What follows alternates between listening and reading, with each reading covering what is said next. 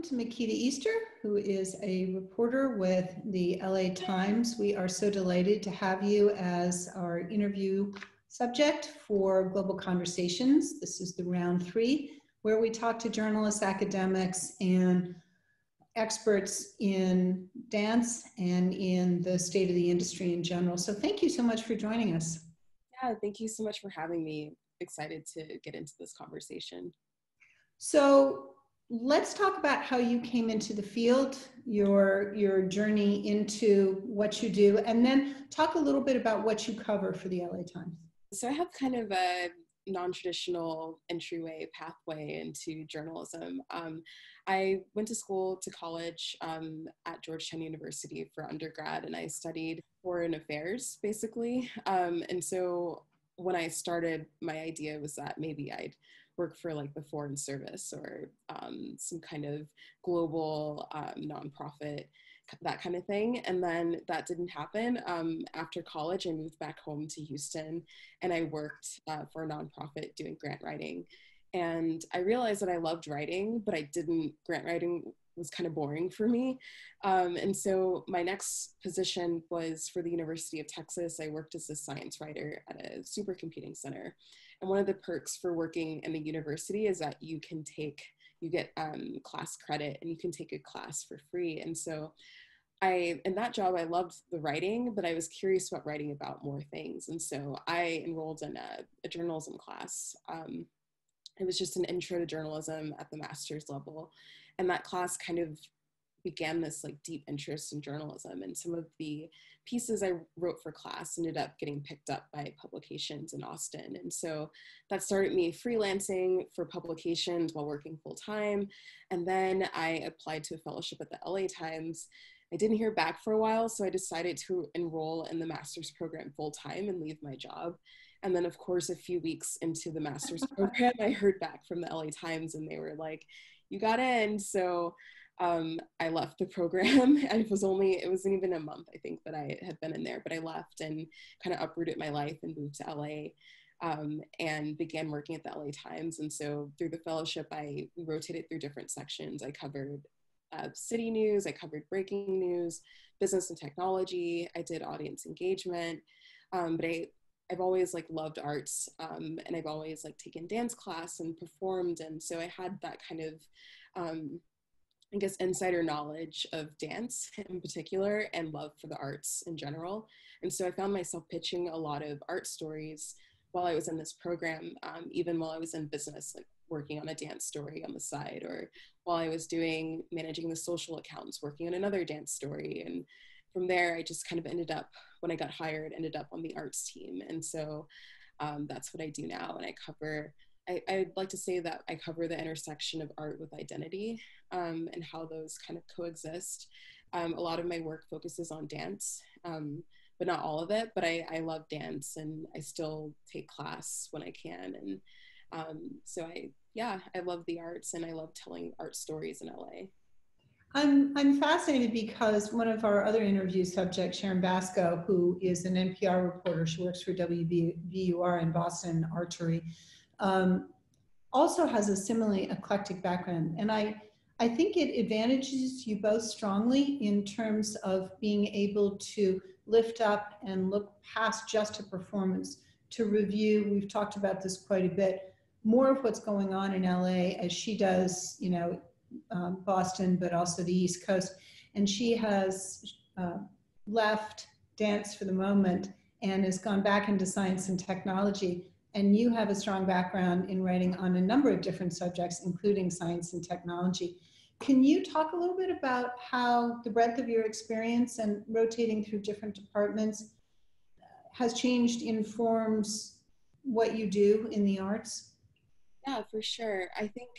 My job when I was a science writer for the university, I was writing about science going on supercomputing centers at the supercomputing center. And I like to explain that job as like taking this very technical research and making it understandable for myself first and then for the reader, and not dumbing it down, but making it accessible. And I feel like I have to do that with the arts as well, because a lot of work, a lot of the ways that artists talk about their work is not unfortunately not super accessible. Oh boy, is that true? Yeah.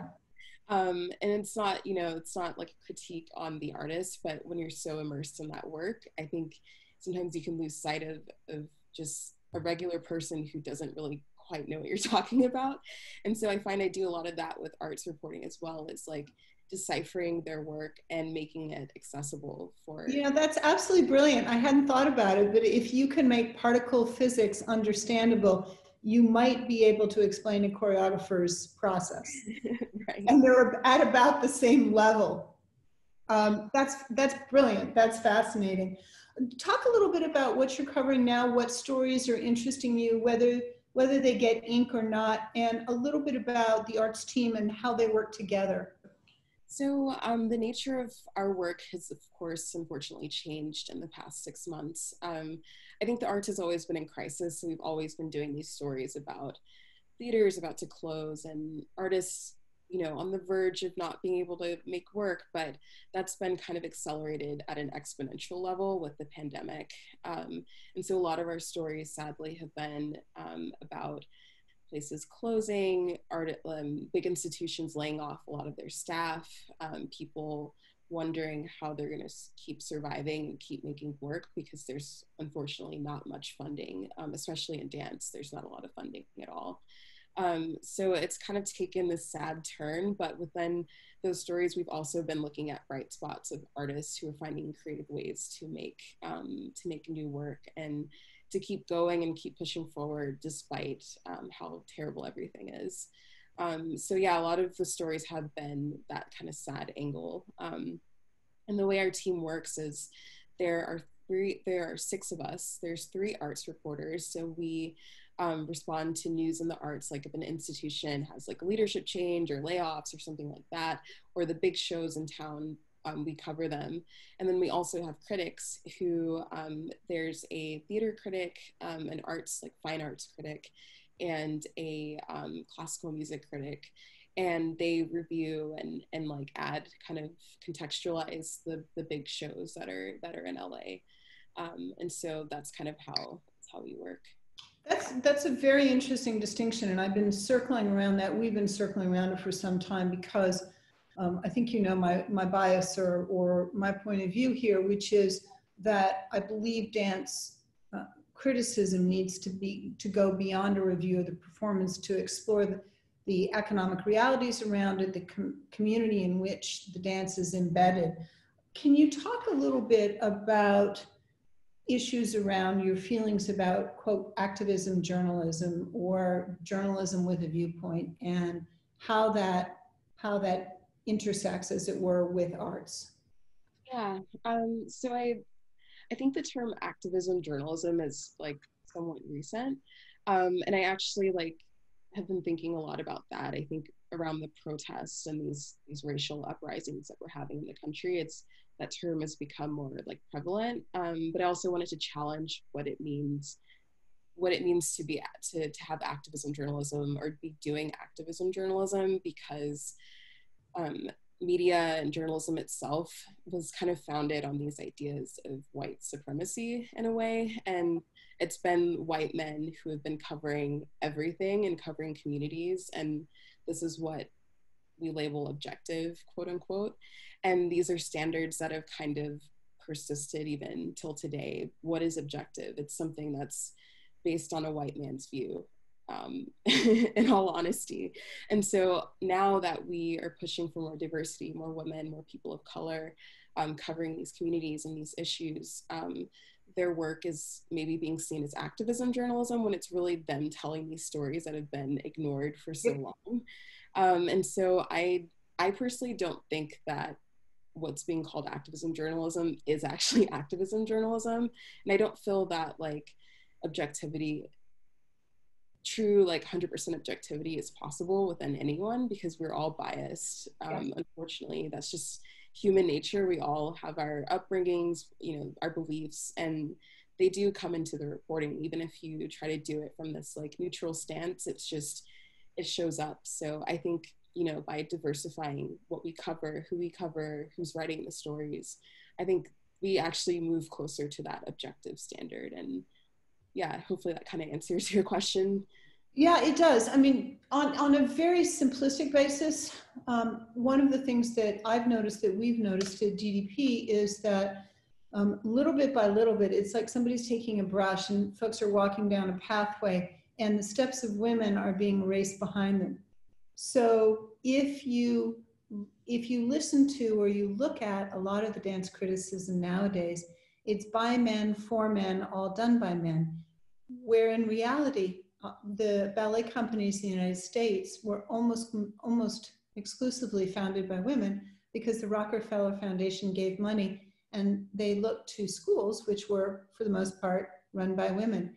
And one of our projects was to do sort of a reclaiming of the stories of women, and we're finding all these fascinating examples of women founders, whether it's the two sisters, Hermione and, oh my goodness, I'm going to forget the other name, Josephine, I think, who started the Dayton Ballet.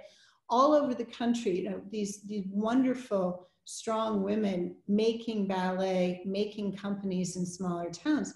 So I agree with you. The stories we choose to tell define history and define what is objective.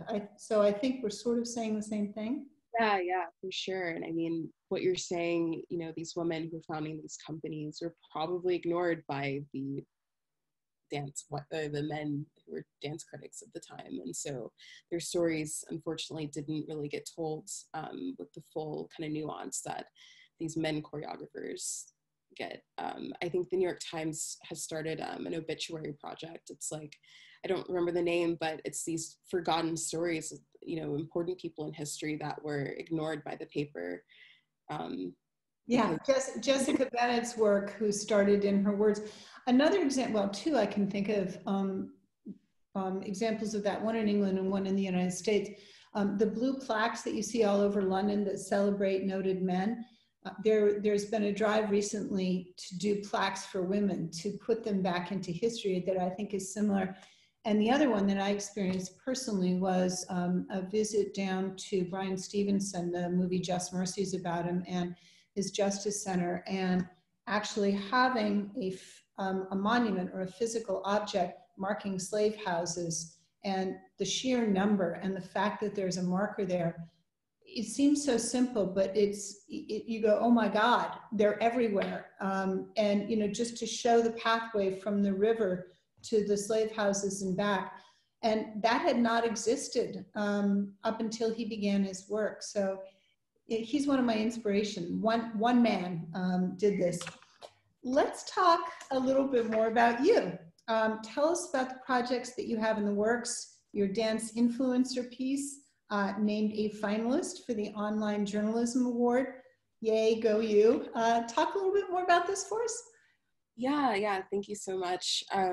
So this was a story I actually have been, I think I started thinking about it maybe within a year of coming to the LA Times, about just me being on Instagram and knowing dancers and like seeing how these dancers were blowing up on social media, and how that was kind of driving a lot of the most popular dance.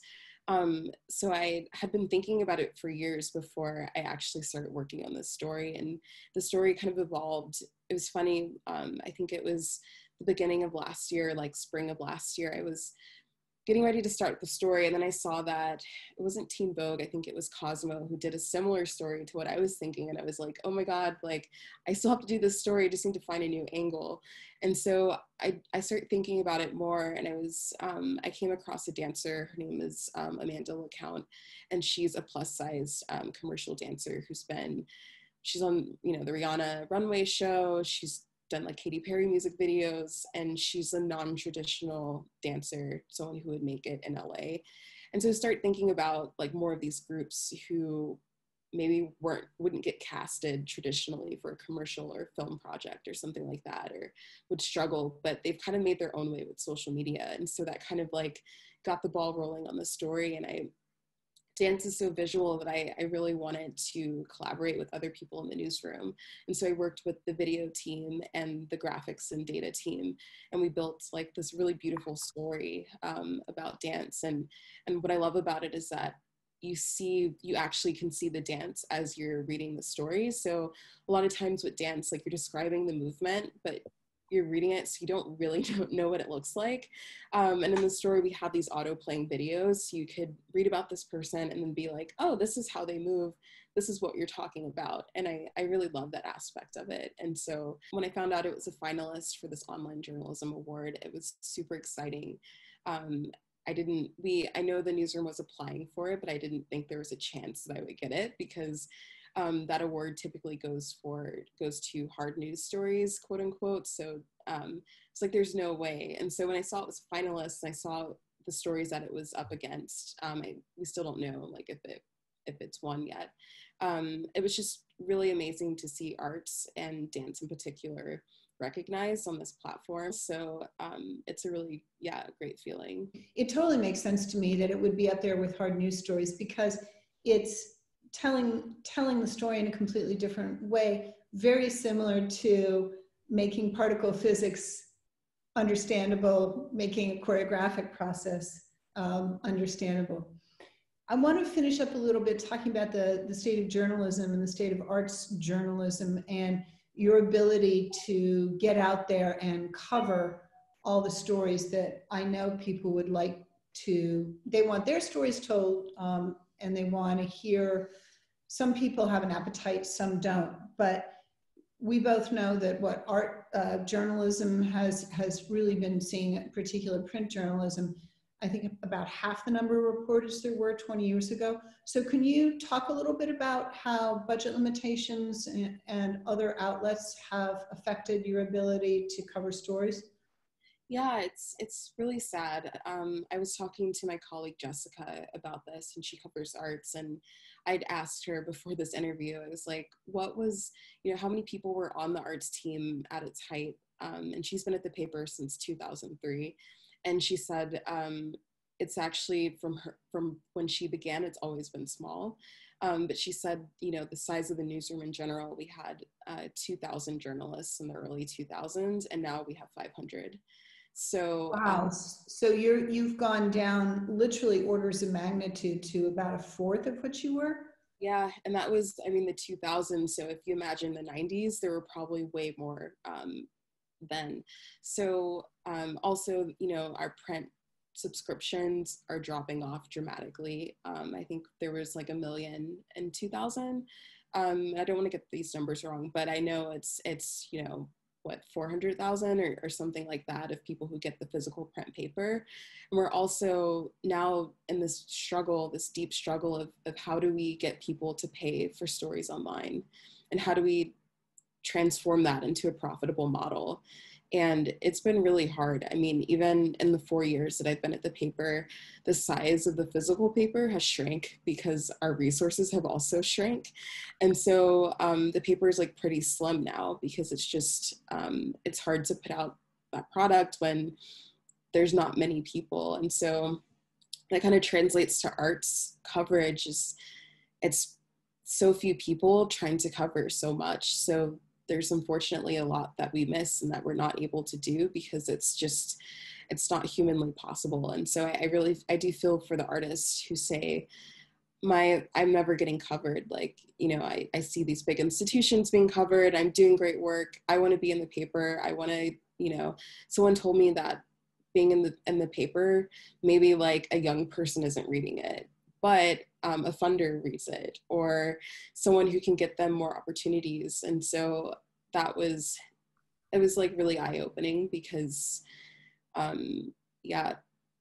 don't know, press matters for artists. It does. Yeah. And knowing that we don't have the resources to really fully cover everything, it's hard. It's always kind of like, I get so many pitches, like I get, like over 100 emails a day, and a lot of them are just people saying like, cover my thing. And it's like, you have to, and then that's while I'm working on other stories and ideas. It's like trying to find interesting things from the pitches. It's like kind of overwhelming a lot of times. And it's a huge responsibility, obviously, on your part, because I'm sure you want to do justice to everybody. Yeah. Yeah, it's almost a moral dilemma, right? Yeah, it is. Yeah, I don't know. It's really hard. A ton of responsibility, and I'm sure you and your colleagues talk about it a lot. Yeah, and then with people who are making art in places that aren't LA or New York. Their, you know, their print, their newspaper, their publications are dying. Like regional press is dying off really fast. So there's some, you know, maybe in a small town, maybe their paper has like 5 reporters total for everything. So, and when you have to cover a city with 5 people and there's an artist, the artist probably isn't getting covered. And So that, I think that really, if you want to get dramatic, weakens the fabric of our society, the civic culture we share. And on the other hand, it impoverishes the folks who no longer have that coverage, right? yeah, it's really tough. We need more arts funding. We need journalism funding and support. Yeah, it's like both kind of go hand in hand.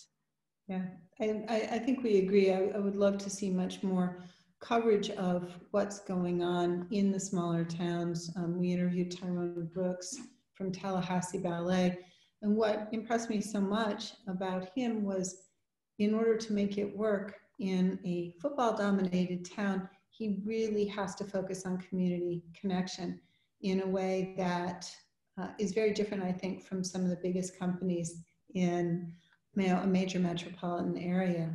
There isn't the huge, wealthy, older donor base, so you have to connect, right? Which I actually think is really interesting. Well, I could talk to you all day long. Thank you so much for your insights and your thoughts. Love to keep going, stay in touch, keep the dialogue going. But thank you, Makeda Easter, so very much for joining Global Conversations. Yeah, thank you so much for having me. This was great.